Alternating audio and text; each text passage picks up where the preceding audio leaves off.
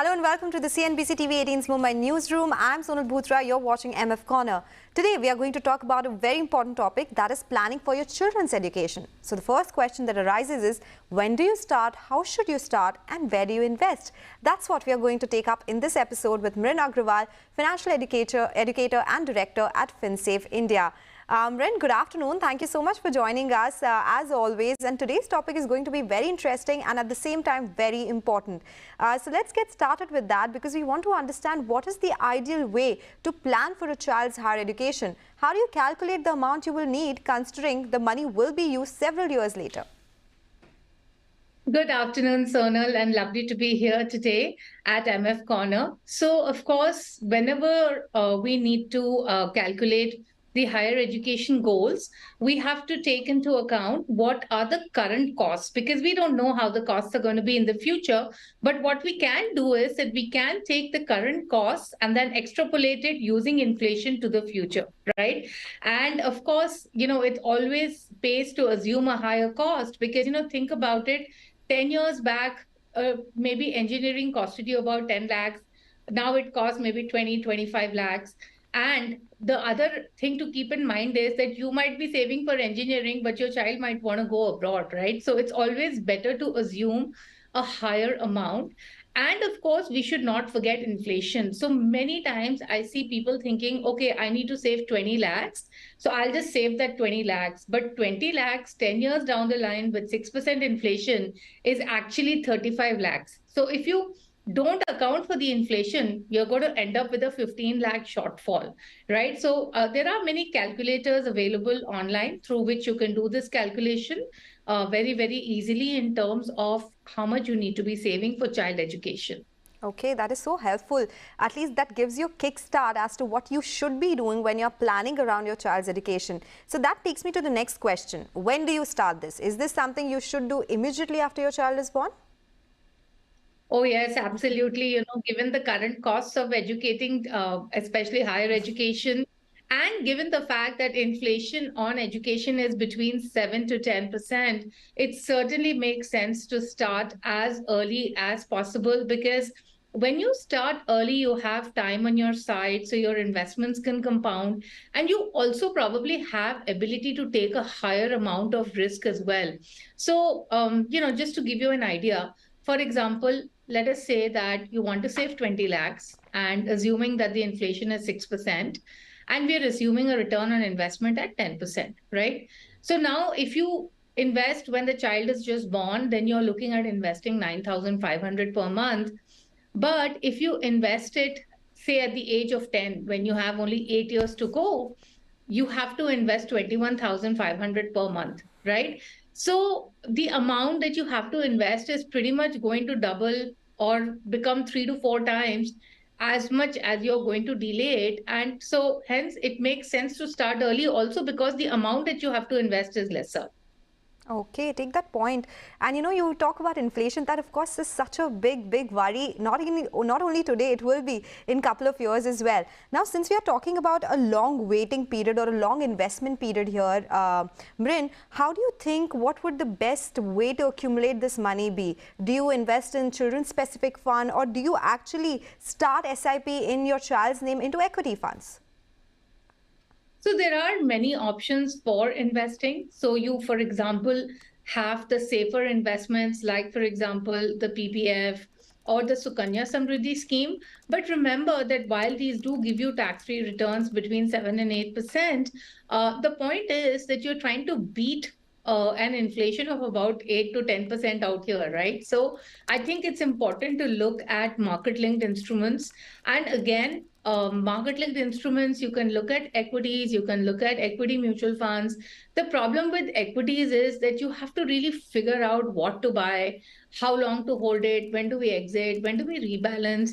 And honestly, most people find it very difficult to remain invested in few stocks for a very long-term period. So I think an easier way to really do it is through the equity mutual funds. I mean, there's so many different types of funds available on the equity side as well that can be considered. And I think that would be one of the best instruments to invest in for the long term, keeping in mind post-inflation returns. Okay, all right. So these are some of the ways how you can start investing into education for your kids. So within mutual funds, you said that that is also a way. What categories would you be looking at for this particular goal?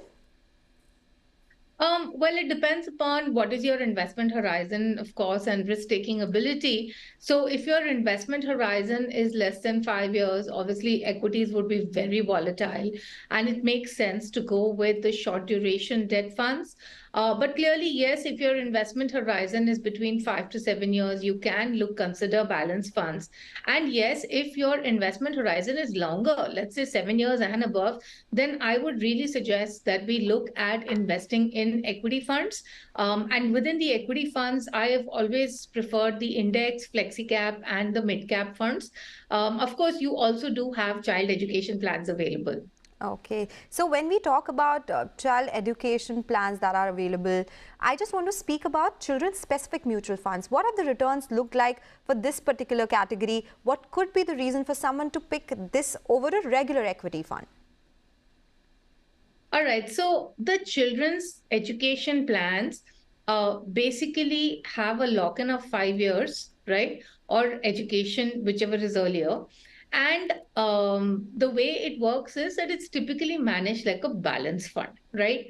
Now, why would someone want to choose this? Because most people actually find it very difficult to say that I've done this investment and I'm going to keep this investment for my child's education, right? And this is possibly one of the reasons that you see a lot of people buying the child education plans from insurance companies, because somewhere in their mind, they just believe, okay, this is money that I have saved for my child's education, which I'm not going to touch. And that's the way they treat it, simply because it's known as a child education plan, right? Now, as I have also said earlier in the show, that typically most of the investment linked insurance plans give you very low returns because of the charges involved. So when you look at child education mutual funds, the thinking is the same. So if you're not able to tag a particular investment for a particular goal, and if you feel that I want to have a specific investment where I can just put the money, forget about it, and only look at withdrawing it when I want it, and essentially use it only for that goal, that could be a reason for you to consider a child education plan. Now, in terms of returns, I would compare it with the aggressive hybrid funds, because these funds are also managed like balanced funds. And there is some amount of underperformance that you see versus the aggressive hybrid fund category in this particular category. Okay, all right. So that is what the comparison looks like when it comes to returns. But what are some of the limitations of looking at children-specific solution-oriented funds? Do you think that would keep parents away from these funds? Just tell us something about that. I think, of course, the 5 year lock-in always, can turn out to be a limitation. Though honestly, I've never believed that lock-ins would be a limitation, because lock-ins is what really help you to stay invested and help you compounding your money. The other thing is that, considering that they're managed like balance funds, it may not be a suitable strategy for a 10 to 15-year period, right? So if you're choosing this fund when your child is 5 years old and you still have about 13 years to go for the higher education goal, then this may not be the best strategy, or let me say the best returning strategy. So that's certainly a limitation that the fund brings. And of course, when we've seen the rolling returns, as I had shown earlier, the rolling returns on the aggressive hybrid funds seem to be much better. Okay, all right. So those are some of the limitations we should be aware of, the lock-in period, and also some of the funds only allow you a takeout when the child becomes major. So these are important to know once you are looking at investing in them as well. Mrin, this is a very interesting conversation, very helpful as well, but we have to get into a quick commercial break. On the other side, we'll continue this discussion with you on child's education plans and how we can do it via mutual funds and a lot more. Stay tuned for that.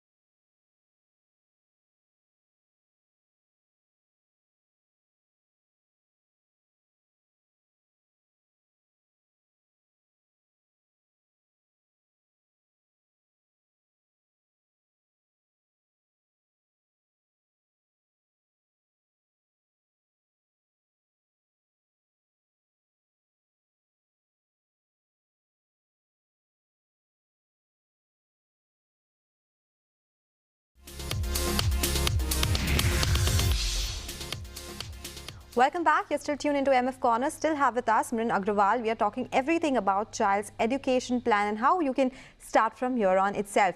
Mrin, one of the instruments or the classes that everyone talks about is Sukanya Samriddhi scheme. What do you think of that? Would you pick it over a mutual fund? And what can the returns look like here? Well, the Sukanya Samriddhi scheme is really a scheme meant for conservative investors. It's a government scheme meant for the girl child. The way it works is that there's a 21 years lock-in from the date of investment or marriage, whichever is earlier, and you have a 14-year investment period.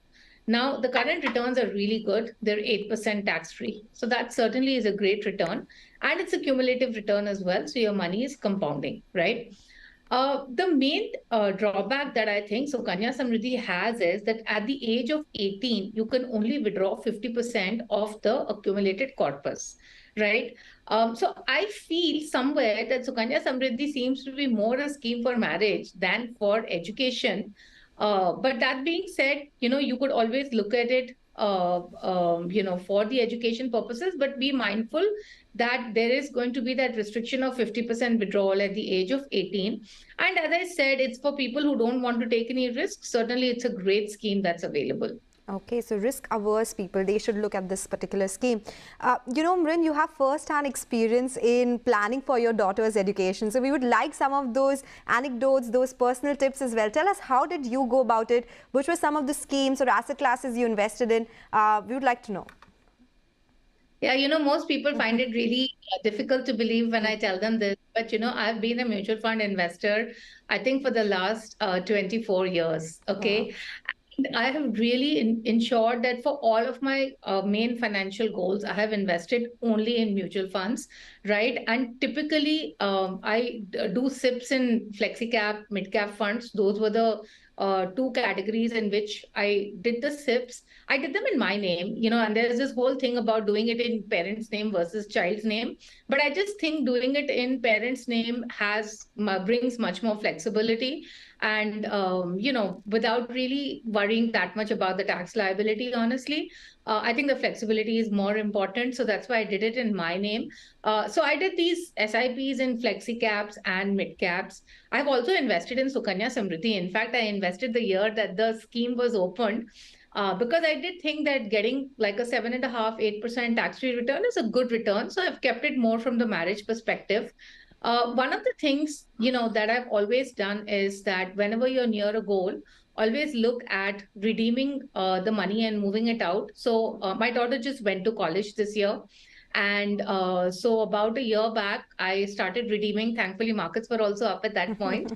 Started redeeming my equity investments and moving them into ultra short duration debt fund. And even though she's gone for a 4-year course, I've just, parked the money there. I know a lot of people might say that, you could have parked 2-year money there and stuff like that, but I just don't want that corpus to be touched at all. And, you have to remember that sometimes it's really about protecting the corpus over, trying to generate more returns. And I would say that, for anybody wanting to plan child education, the first thing would be stay away from those children education plans from insurance companies. And the second thing would be really about choosing the scheme and remaining invested, because I think that's where most people really lose out, because they don't remain invested. Okay, so some of the next question, you've answered some of it here, that do not chase returns and then do something to your corpus there. Do not go after children benefit funds here offered by insurance companies. So in that case, Mrin, tell us about some of the mistakes that parents make generally in order to generate higher returns, something that they shouldn't be doing, and it would give them a head start as well. Yeah, I think the what I generally see is that people realize very late that they haven't saved enough. And that, that point, they have like a couple of years to go. And then they start taking all sorts of really risky bets, which may or may not really work out. So I think, starting late is one of the biggest issues that we have. A lot of people do not really think of seriously saving, right? I'm not saying that they're not saving, but seriously saving the right amount till the child is about 10 years old. And honestly, when you have only 8 years to go, it does become, difficult, the amount that you need to invest. Of course, there is a lot of reliance on this education loan, especially because it's easily available and because it also has the interest is tax deductible. So there is a reliance on loans as well. But all that I would like to say is that the interest in the loan keeps compounding, right? So that wouldn't be a great thing to do. And finally, the other thing that I also see a lot of people doing is that they withdraw from the EPF to fund the education, which means that they're putting their retirement at risk. Okay, all right. So take that point. While you're talking about the do's, it's also very important to talk about the don'ts, right, when you start your investment journey. So if you were creating a plan now for a parent, what would that look like? Any funds you'd like to recommend? Well, if I was creating a plan for a parent right now, I would say that for those with young kids, so I would say, like, for those with children less than 10 years old, I would say that certainly be aggressive. One of the things that I see is that either we are doing FNO or we are doing fixed deposits. For some reason, people are not doing the more what do I say, consistent and balanced investments. So I would say that be aggressive. You can be aggressive by taking in mid-cap funds. So that's what I would say for people with young kids. Certainly for people who have only 7 to 8 years to go, which I would say would be a lot of people, I would say look at an index fund, right? Don't try to be too aggressive because it's important for you to somehow reach somewhere close to your goal. And of course, people who have only 2 to 3 years to go, you really don't have too many options other than fixed deposits or ultra short duration debt funds. And use the Sukanya Samriddhi. I still think Sukanya Samriddhi is a great investment that can be used for marriage expenses. Okay, so we take your point on what can an ideal portfolio look like, Mrin. Quickly tell us, you wrote a very interesting piece actually recently on how parents can actually raise children to be financially independent. Take us through some habits you think are best inculcated early on and what you can try and teach a teenager.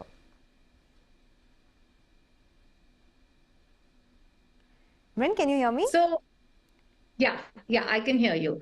So, I think parents' own behavior basically drives money habits in children.